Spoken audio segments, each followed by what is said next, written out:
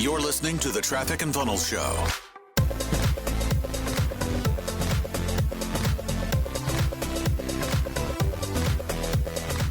What is up, good people of the internet? This is Alan, producer of the TNF Show. On today's episode of the podcast, Taylor talks with Jake Randall of the Profit Junkie podcast about philosophical training over tactical training, focusing on health over wealth, and surviving and thriving during a crisis like COVID. Now, if you've already visited trafficandfunnels.com/subscribe, you would have gotten a special deal delivered to you last week. If you haven't done that yet, then you missed out on a great opportunity. If you want to fix that, visit trafficandfunnels.com/subscribe to get a free gift from us and also get access to special deals on our next level paid products. All right, here's Taylor and Jake. I'm a philosophical trainer above everything else. What I hate more than anything else is the tactical trainings. And it's like, it's a love-hate relationship because you have to have them, sort of, but then I've always defaulted hard against them because I'm like, they change every 3 days. And you can't really get anything to work tactically for more than a month, maybe a couple months, And so the philosophy we developed early on, and I have to kind of go back to, because when I was 10, 11 years old, I remember my dad pulling me out of school every couple of months to go to these big simulcasts, John Maxwell, Patrick Lencioni, like the leadership gurus. And I'm 12, and I just remember hating these things. I literally hated them. They were the most boring, nothing to do. There was Chick-fil-A. That was the saving grace, as we got Chick-fil-A on the way. But I complained about it. And then one day, like when people ask me this question that you just asked me, like, what happened? How did you develop this? I started realizing that my philosophy started when I was 10, 12, 13. I just didn't know it. I wasn't aware of it. It was subconscious. I'm listening to Patrick Lencioni talk about dysfunctions of a team and focus and all of these things that don't mean anything to me as a kid. But once I started leading people, it was like, wow, that I am, the soil is healthy. The ground is healthy. And I think a lot of people don't get that option. And so in some ways I got really lucky, because by the time I came into business, I already had the foundation. The infrastructure was sound. It was tight. And so my philosophy is that you can go into any of our sales meetings in any of our companies right now, and you can ask, how many times do we follow up with prospects? And every single person in unison will say one word. You want to know what that word is? Yeah. Until. That's the word. Until. How many times? Until. Until what? Until we get them what they need. It's not about the sale. It's not about the money. All of the trappings of wealth are byproducts of servicing people. All of it. The cars, the watches, the income, the houses, all of it's just a byproduct. And what so many people do is they try to think tactically, how do we get more sales? And what we do is we reverse it around and we think philosophically. What do people need more than anything else? Well, they probably need some human interaction. You don't know what you need if you just bought something brand new.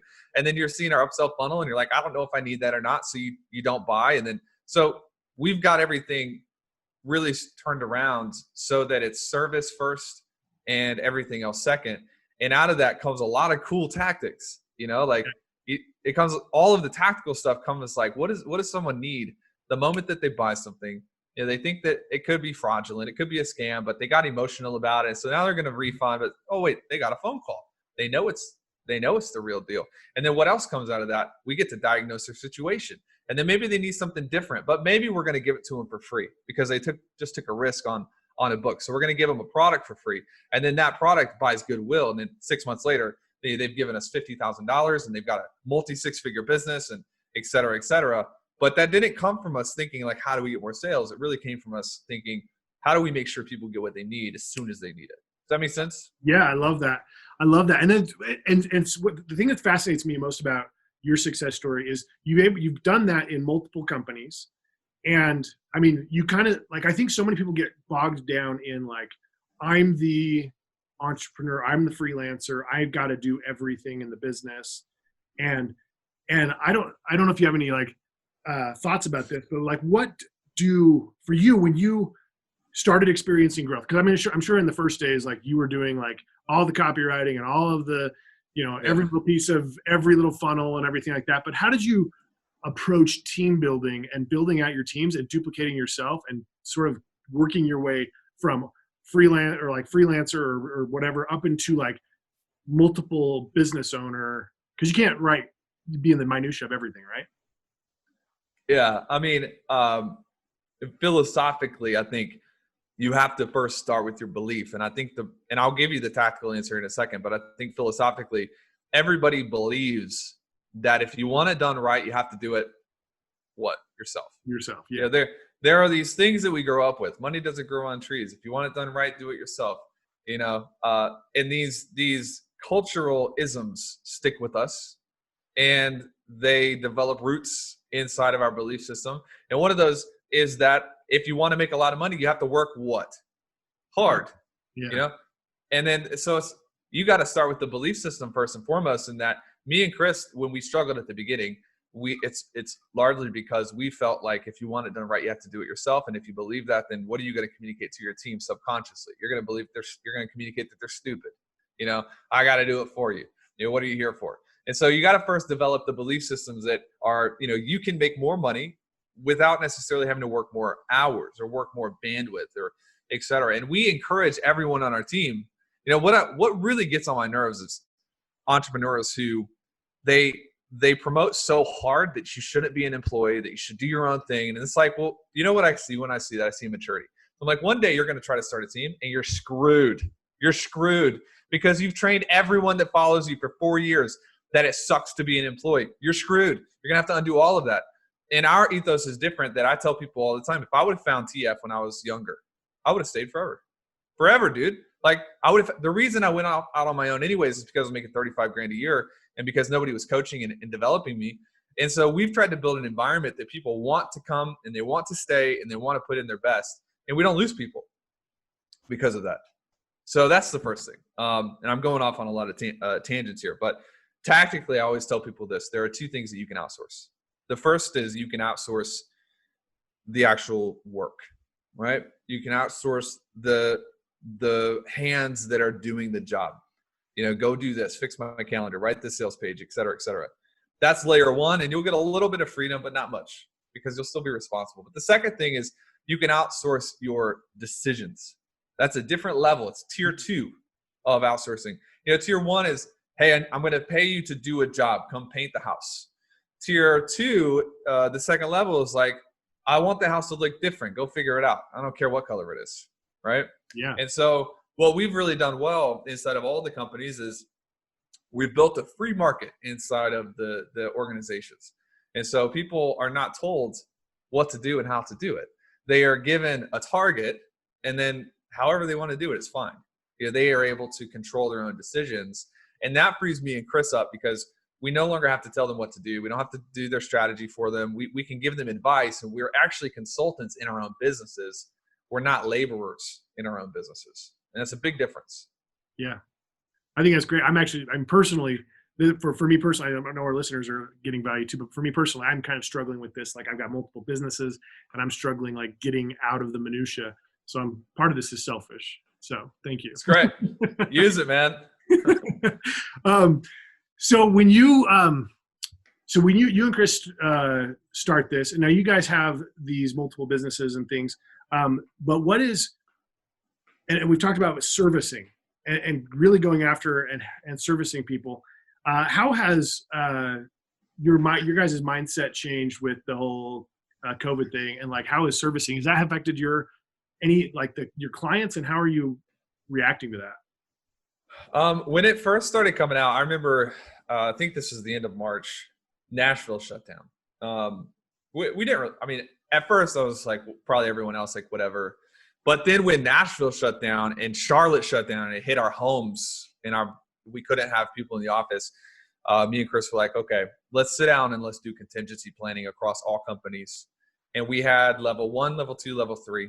And level 1 was like, it didn't really change much, but it was just annoying. What do we do? Level 2 was like, this is getting pretty tight. It's going to affect us for a little bit. How do we transition or survive? Level 3 was like, we just got invaded by Russia. Like, we're screwed. What do we do with our employees, with our buildings? And so we kind of built out a contingency system for each business, because each business has different risks and different opportunities and different, payrolls. Yeah. And we sat with our leaders and we went through level 1, level 2, level 3, and we let people know, like we asked them to let us know what to do with their departments in the event of level 3, which would be like catastrophic.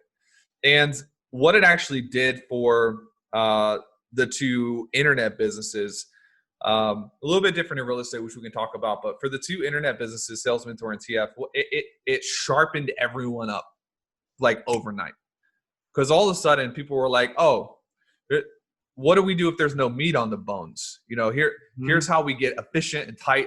And so from March to April, Sales Mentor grew by almost 400%. From March to April, TF grew by probably 25%. TF's bigger, so it's harder. It's not going to quadruple. We entered March of this year combined cumulatively, probably doing $1.5 million. At this point right now, we're doing close to 4.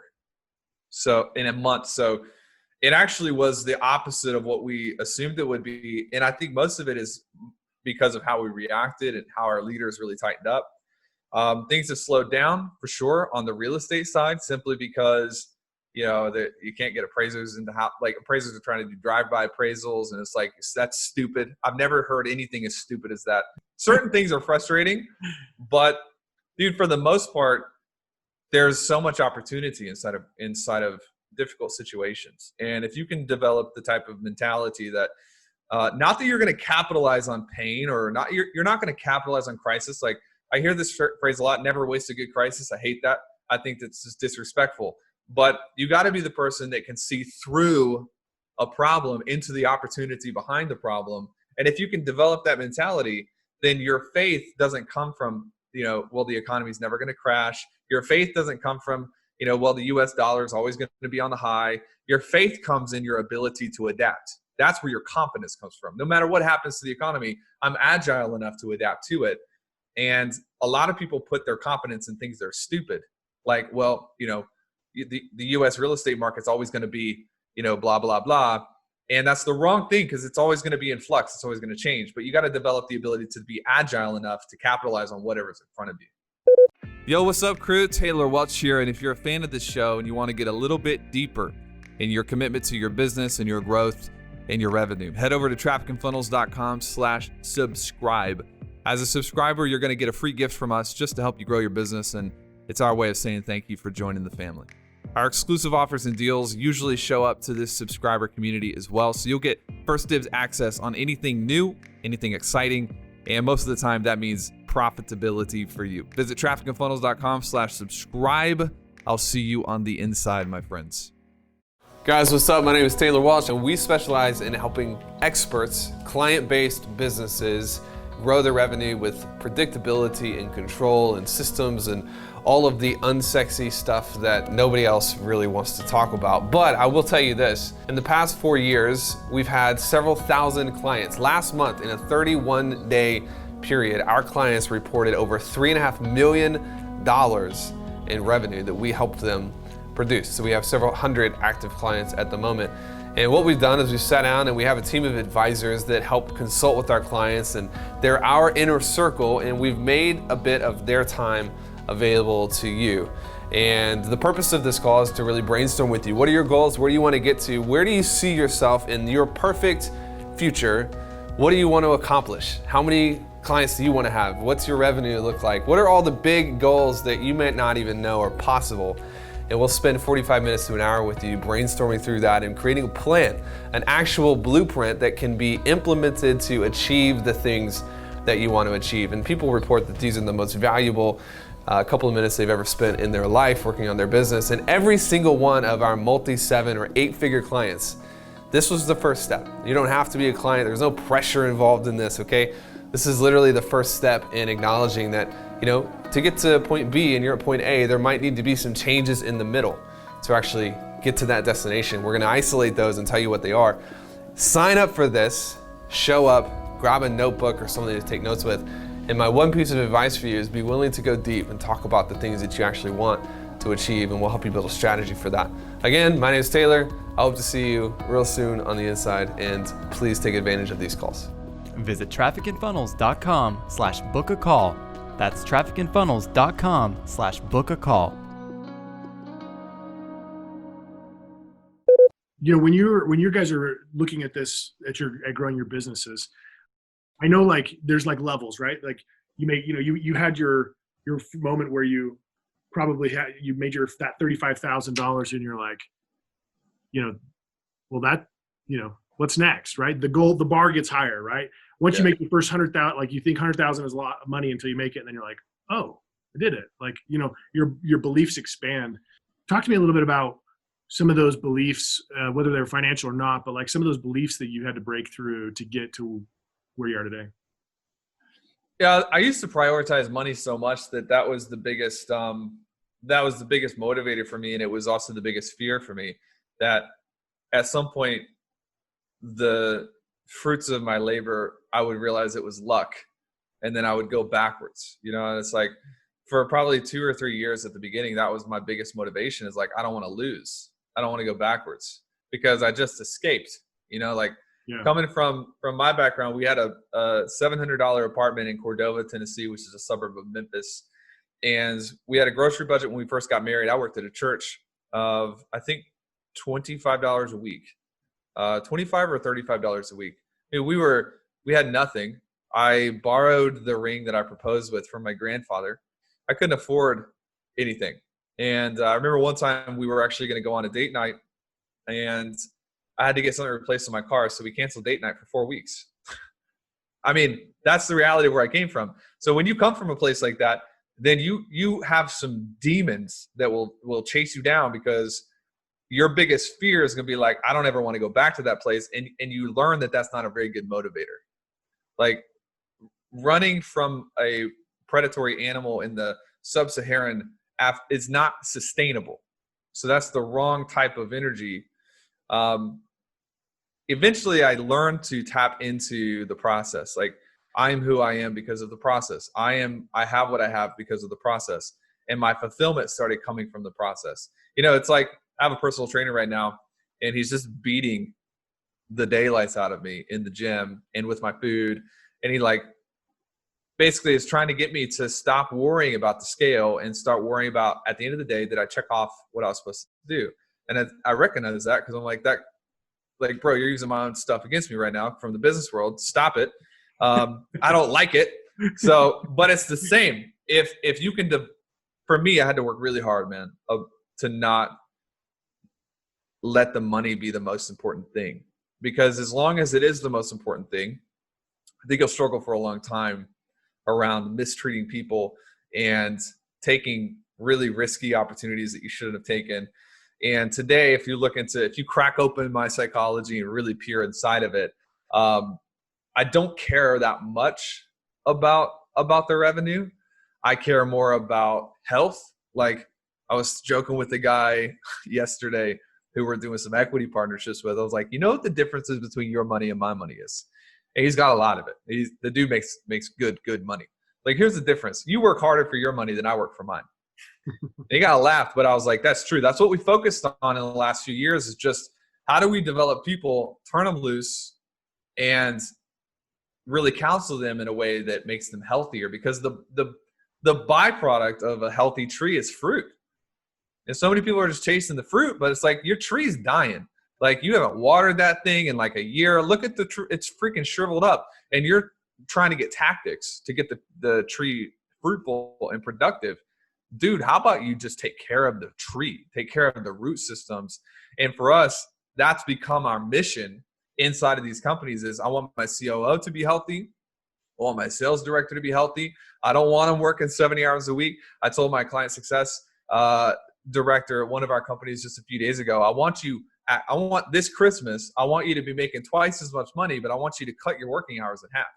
Who tells their staff that? Well, somebody who's focused on health. Somebody who's focused on the person becoming healthy. And the byproduct of health is usually healthy fruit. Yeah, I love that. I think that's a good transition, or a good analogy to transition a little bit to. I'd like to talk a little bit about Sales Mentor or Traffic and Funnels, and a little bit about the services that you guys provide, because I think that a lot of salespeople, that analogy is going to hit pretty strong, right? About chasing fruit and the trees dying. Yeah. Talk to me a little bit about what you guys do at Sales Mentor and Traffic and Funnels. We're totally different. Sales Mentor is only sales training, and we really teach people how to develop the skill set of sales and then find healthy companies that they can plug into and earn income.